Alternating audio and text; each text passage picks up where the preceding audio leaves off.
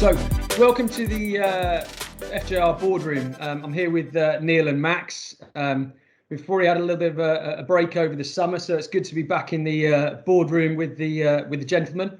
I guess today we're going to be exploring some of the conundrums of culture and remote working, and how we're seeing and what we're seeing in the market, and how we think that's impacting recruiters.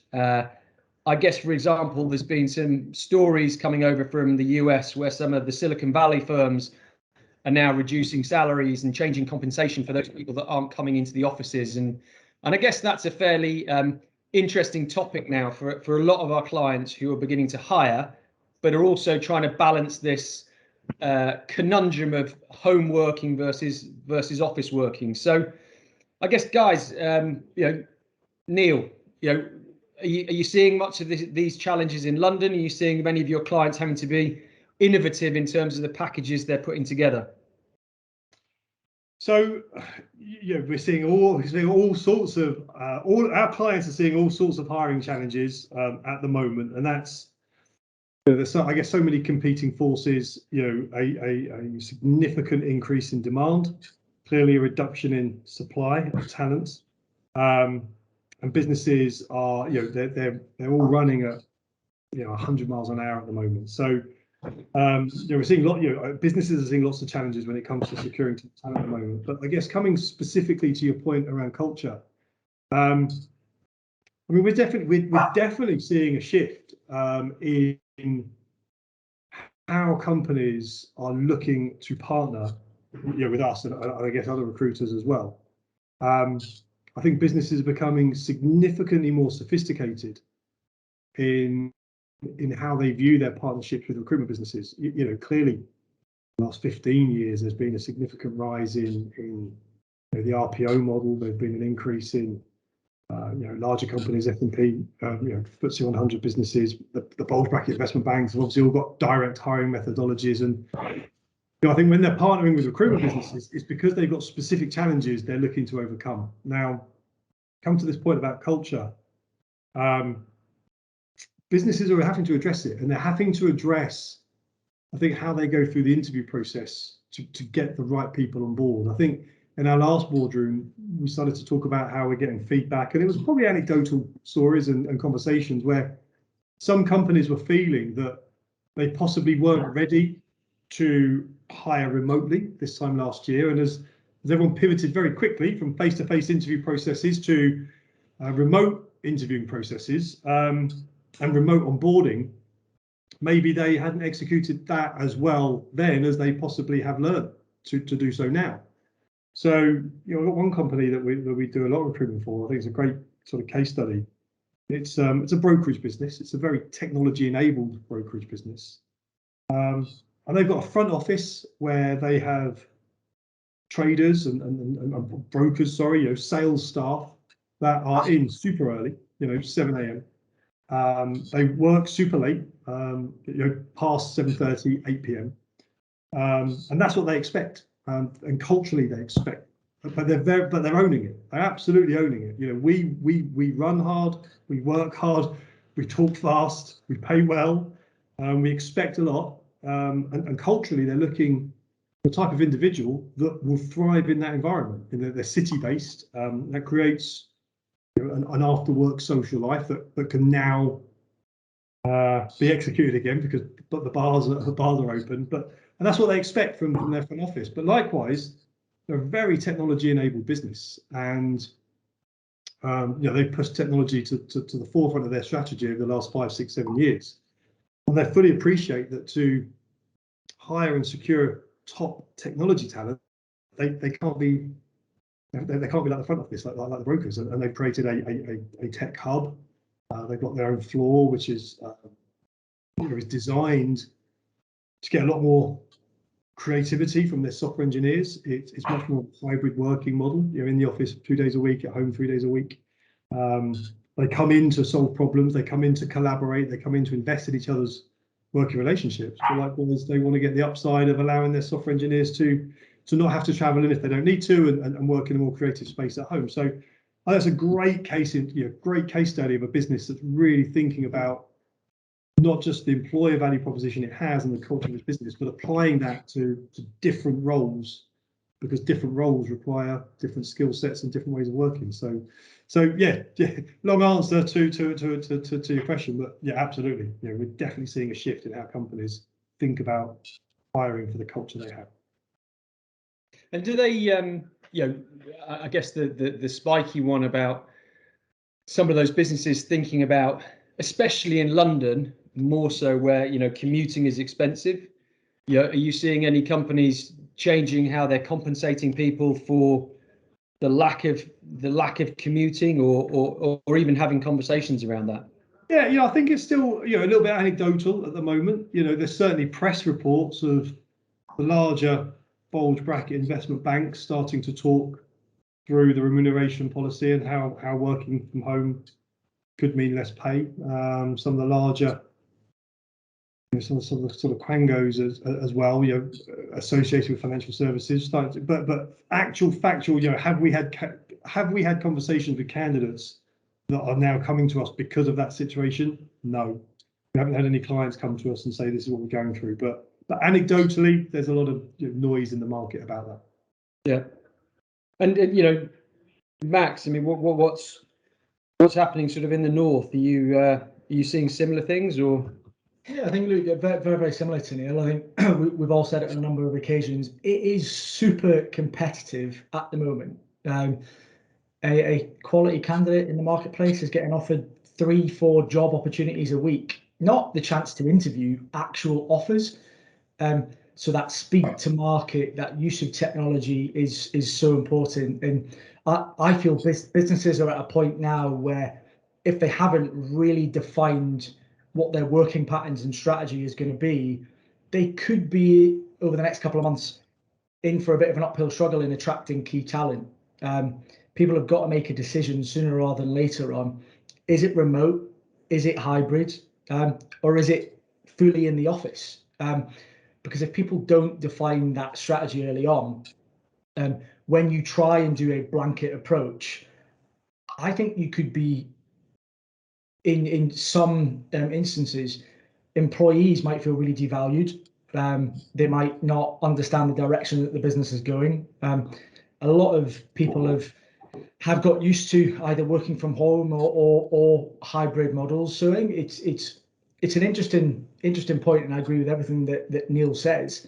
The larger corporate businesses in the north seem to be reverting back to type, in that it's 5 days a week in the office. But because candidates in particular have had so much flexibility for a period of time, I think that could put those businesses under a little bit of pressure. Yeah. And businesses have to look at, well, what's more important? Is it value and output, or is it presenteeism? And you mentioned about, you know, could there be a point where businesses start paying people less if they're remote working? I think that could be playing with fire. And people have just got to go back to the point I mentioned about value and output. Because people that are hybrid working and are working from home, they haven't shortened their hours. If anything, they're working longer because they don't have the travel time. Yeah. But equally, the people that are traveling in, yes, they do have that increased cost. But the job specification is still the same. Those individuals still have the same contracts that they did 18 months ago. And legally, I think you've got to be careful around issuing new contracts. What does that do from a brand perspective? And businesses have just got to think about their reputation. And I suppose, controversially, talking about contracts, all of those contracts will have been 5 days a week in an office. So, you know, most contracts will have been you're employed at this. So I guess it's just. Yeah, but John, will in that contract say you can be paid less for not doing that? I don't. No, not at all. I just think that's the bit I think businesses have got to be careful with. Yeah, I mean, and I guess this is where it's maybe having those decisions, or you know, if clearly home working can work and does work. You know, there's no that whole thing's been taken away. But I guess, you know, for those businesses, if you want someone in the office 5 days a week versus someone you're happy to have remote, and, you know, the whole discussions around whatever level you are, and I still think, you know, a lot of the sort of service driven businesses where you are learning by osmosis. If you are sitting at home as a manager, you're doing a great job as a manager potentially, but some of your staff around you can't learn by osmosis. So therefore, is there at some point, how do those big services businesses address that? Because as there is a skills shortage, I'd probably say at the moment, I haven't seen many companies doing a great job bringing trainees in, because they can't bring the trainees into the businesses to be taught by the managers, who are then going, well, I only want to be in the offices 2 to 3 days a week. Well, yeah, I think that comes back to your comment where you say, you know, you can work, or it's proven to be able to. You know, people have proven that they can work from home. But I guess that you know, you've got to drill into that, right? Because I think certain functional roles absolutely proven they can work from home. There are certain types of roles, and that might well be, you know, entry level roles where you're learning through osmosis. We work in recruitment, so, you know, certainly, you know, sales related roles. And that's where I think a lot of the investment banks are talking about getting people back in the office, because they are very sales orientated environments, and sort of getting those teams together to create cross-sell opportunities, conversations around business opportunities. And you know, maybe that's where the hybrid model can still work. So I think that's where businesses are having to work through what is their strategy. So then I think how that then leads into the culture of who they're recruiting and how they onboard those people. We're absolutely seeing businesses, you know, if they've got a hybrid model, or if they are now, we will work from home, and we're encouraging people to work from home. As they go through the recruitment process, companies are now starting to look for evidence of, is this person someone that can self-learn at home? So can they take ownership of their onboarding and information gathering? Do they have, you know, a place at home they can work uninterrupted without family, pets, whatever it might be that can sort of interrupt in your day when you're working from home? And also, you know, what do they need? You know, do they need people around them? You know, are they take you know, people coming out of university at the moment, graduates, they like a social life at work, so might not always be best placed to be in a remote role. So companies are now starting to definitely weave those hiring, or put practices and changing their hiring strategy to make sure they are hiring culturally the right people that will thrive either in the office, thrive at home, or benefit from that hybrid solution. Yeah.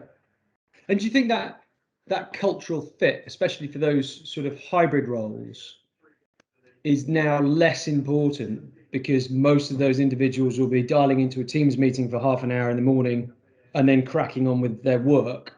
So is that cultural piece less important than it was previously, and it's now more hiring for pure skill sets and technical ability, because the cultural side is just, you know, less than, you know, 10% of the role? Yeah, I think from if you're at home. I think to Neil's point around the job function, and if those roles can be remote and could be remote previously, and they definitely are now, yeah, then absolutely it is about skill set. I think certainly from a northern perspective. Yeah. But and then going back to Neil's other point, you know, around salespeople, trainees, that still I think is still being done on the person. Over skill set. And this is where people need to, or businesses rather, need to define what they want their culture to look like, and the type of people they're going to attract to their business. Because what the culture may have been 18 months ago, the business might have moved in a different direction. So now culturally, there's going to be a shift. So the type of person they're going to attract is going to be different to what they would have 18 months ago. So it's almost defining the culture first, then defining the working pattern and what the strategy around remote versus in office and so on is, for certainly what I'm seeing from my side. Yeah.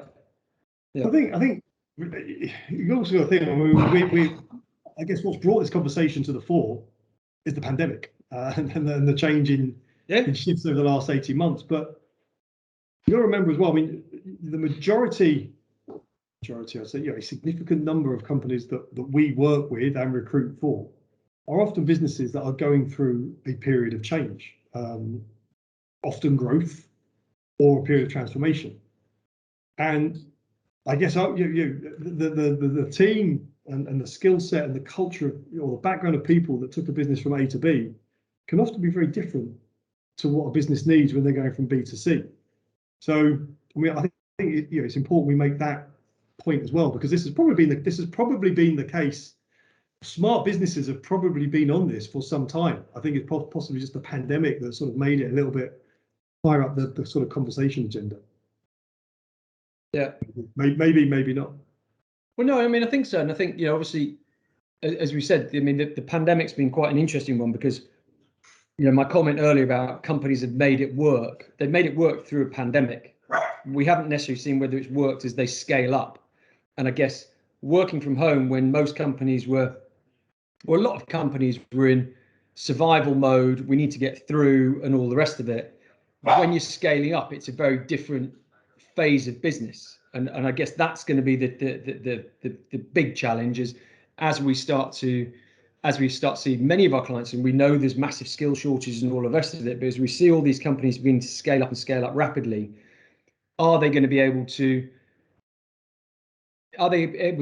bring that culture in? And we've sort of touched on culture, but go forward 12 months, is retention going to be as good when people are remote? Because it's like, well, I'm not really leaving my friends around the water cooler. I'm not really leaving this. I'm just leaving this. I'm just leaving a job that I dial into a computer screen. So it's going to be really interesting to see whether when we start to go through this cycle, not only are companies going to have to grapple with getting culture in, is retention going to be a different thing? Because I guess you used to be able to go, well, I'll tell you what, you can work from home one day a week, and everyone thought, whoa, that's amazing. I can use that as my retention tool. Whereas now it's like, well, yeah, I expect that, and I expect this and I expect that. So I think it's going to be certainly an interesting, 6, 12, 18 months as we go through the scale up cycle and then that retention piece.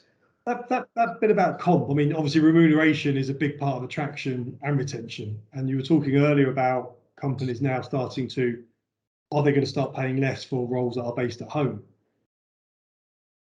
And we're expecting to start to get evidence of this. So there's a lot of noise about it at the moment. I think you've got that along with this backdrop of starting salaries are rising at a rapid rate. Most offers that are getting put out to candidates are probably at the lower end are sort of 20 to 30% more than what their current base compensation is today. Maybe it's package and bonuses and benefits. Total package is probably 20 to 30% is the starting point to put an offer out to a candidate at the moment. And even that's not always enough to stop a candidate wanting to stay from a counter offer, or it might be a multiple offer situation. So that's really pushing salaries up. Likewise, bigger companies, and we talk about Silicon Valley, are starting to think about offering lower salaries for roles that are based at home.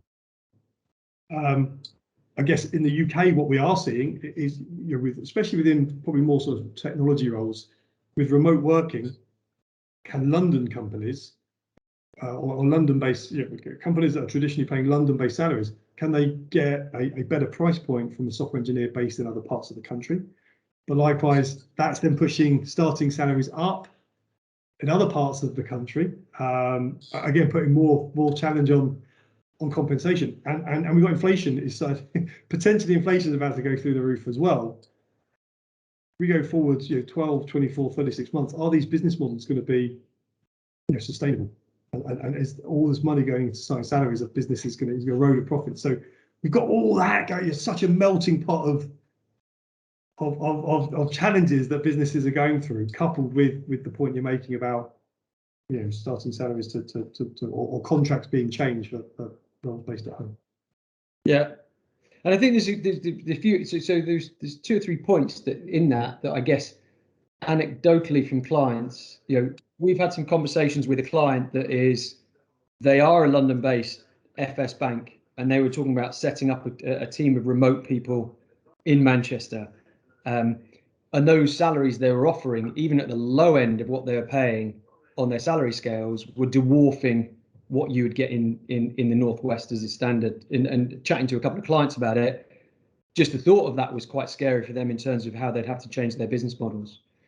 I think the second piece about the Silicon Valley piece and this hybrid model, the interesting thing, I had a conversation with a client about, they were very much, in some ways, would some individuals having a definitive you are working from home and you are being paid less take the guilt away from, oh, there's a Teams meeting, there's this. So psychologically, is that contract between the employer and the employee, is it better from a mindfulness perspective to have these things nailed down? You know, you are a remote worker, you're expected in the office once a quarter. That's it, period. That's the contract.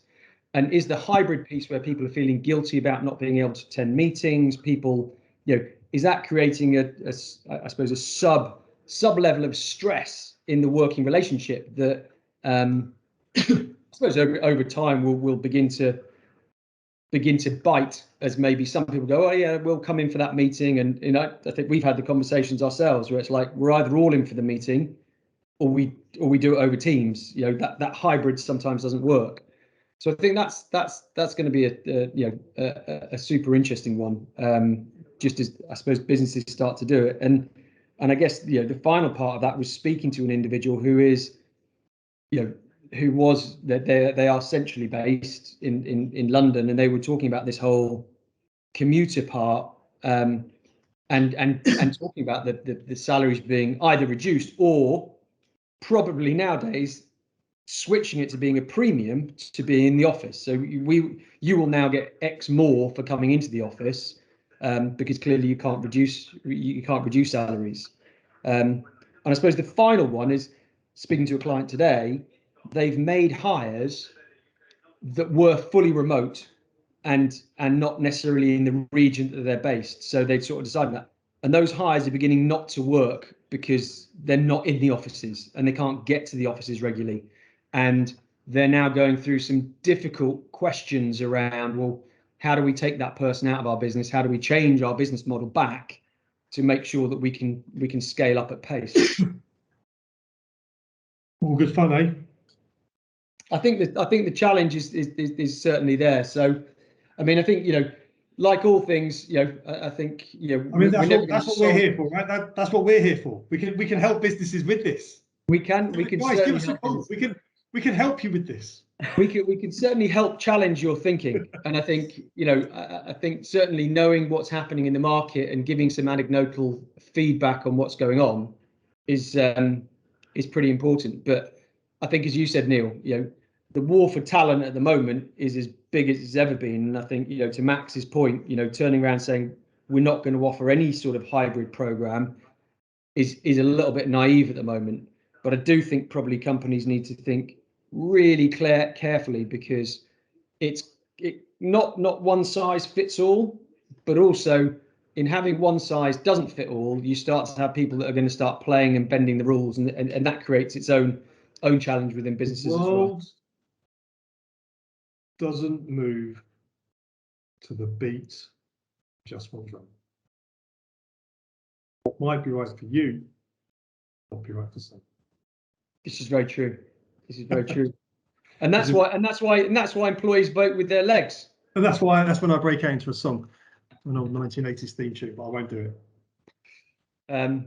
So look, obviously, as always, guys, great to chew the fat on this topic. I'm not entirely sure we solved the world's problems, but you know, hopefully we've given an opinion. Yeah, looking forward to chatting again in a month or so. Top stuff. Cheers, John. Cheers, awesome. Max. Cheers, guys. Cheers, guys. See you later.